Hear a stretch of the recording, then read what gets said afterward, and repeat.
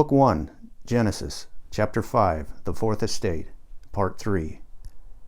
Paul concurred with Tom's dour diagnosis, agreeing the Challenger disaster spooked NASA to the point where the agency now overburdened itself with too much redundancy. Absolutely critical considerations were given short shrift in favor of monitoring 1 in a million catastrophic outcomes. In trying to eliminate failure, NASA was instead creating it. The fear of failure was causing them to fail. "You can't play not to lose, you gotta go for it," Tom said in sporting analogy.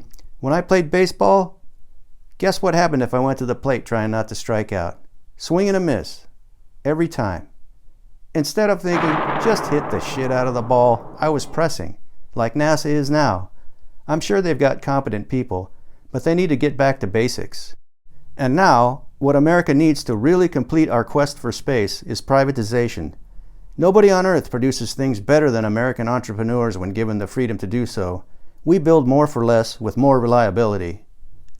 Whenever Tom launched into his American entrepreneur spiel, he always made Horatio Alger seem like a gold brick, so I was fortunately saved by an intervening act of God. "My baby boy Jesus Christ," Lauren interrupted. "Listen to this." And God began to read aloud from the Hustler article. The woman claimed alien examiners broke her hymen during an abduction in 1970 when she was 7 years old. "He said, 'I'm not going to hurt you, I just want to look inside,'" she remembered. "This light came on somewhere and focused between my legs. Then he stuck something in it, and it really hurt. It felt like I was ripping."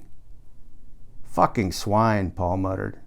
Lauren looked up from the magazine and challenged Paul's generous representation of the small gray aliens. "Fucking sodomites," God boomed. "I have heard the groaning of the children of Israel, whom the aliens keep in bondage, and I have remembered my covenant. I am the Lord, and will bring them out from under these burdens. Anyone seen my terrible swift sword?" Lauren flashed his bad teeth in a lunatic leer while Paul offered more inspiration for New Truth copy. "Here's a scoop for the first issue. The Saturn V? I think a major conspiracy was behind it being phased out. The Saturn V was the only vehicle ever built that offered mankind the ability to colonize the solar system. Today, the Saturn V is gone. Forever. There are 3 sleeping Leviathans left, in various stages of decay. One is in Texas, another's in Huntsville, one is at the Cape. They're museum pieces now. All the blueprints have been destroyed." "How come?" I wanted to know. "Why?" I asked. "Hawaii?" Paul echoed, the animated incredulity in his inflection bringing to mind grass skirts, ukuleles, and Jack Lord. "Hawaii was the vehicle taken offline? It was cheaper than the space shuttle. It could haul 140 tons into low Earth orbit, which is what the shuttle does. Low Earth orbit. The shuttle only lifts 68,000 pounds. That ain't shit compared to the Saturn V launching an entire space station like Skylab, which had the same internal living space as a 3-bedroom house. Skylab had solar panels for creating electricity and tremendous storage capabilities, telescopes for monitoring the sun, and this is something not everybody knows about. NASA doesn't like this information getting out." Paul began speaking in hushed tones and glancing furtively over his shoulders every few seconds. I cocked an ear and leaned forward so as to alleviate his apparent concern for confidentiality. "McDonnell Douglas offered to finance a mission to launch a team to save Skylab, boost it into a higher orbit, refurbish the instruments, fix the failing gyros that were causing it to become destabilized." "Why didn't NASA go for it?" I asked. "No explanation. NASA just turned them down." "Maybe it had to do with money?" I was a child of the space age, taught that spaceflight was an expense of billions of dollars, a tenet our humble rocket team was trying to bury. We promised every investor we courted the same thing. You don't need the wealth of a nation to fly in space. "Oh no, McDonald D offered to foot the entire bill." "Shit, that is weird." I was dumbfounded. Why would NASA let Skylab crash? "Because it's a conspiracy," Paul cried. "We have the wrong people running our space program."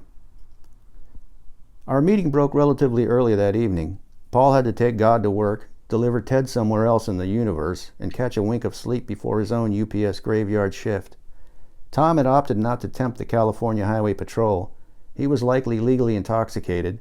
The Pathfinder was conspicuously mounted atop his truck, and his Palmdale home was 70 miles from the sofa inside headquarters.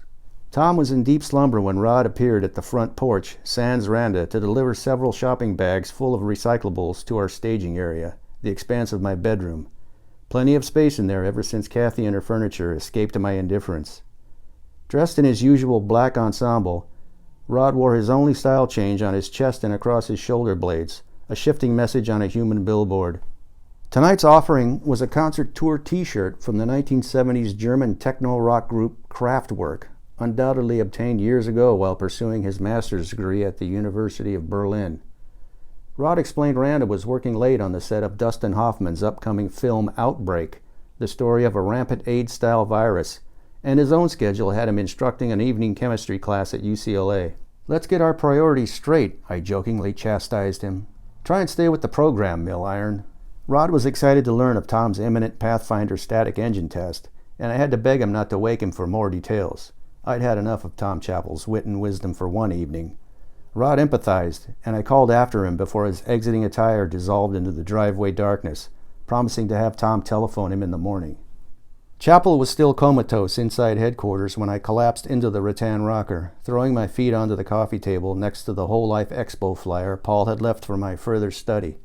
I shot the television with a laser blast from the remote control for a quick fix of late TV news. One man is dead tonight and 2 others wounded in what police are calling a gang-related retaliation drive-by shooting. A distraught elderly Hispanic woman's tears filled the screen, and her voice was a plaintive wail. "Por qué? Por qué?" Hawaii? Hawaii not? Because, I said to myself, destiny is a capricious bitch, lady. I switched off the broadcast and tossed the remote onto the coffee table where a grainy black and white photograph of a bearded man was smiling up at me from the pages of the Expo flyer.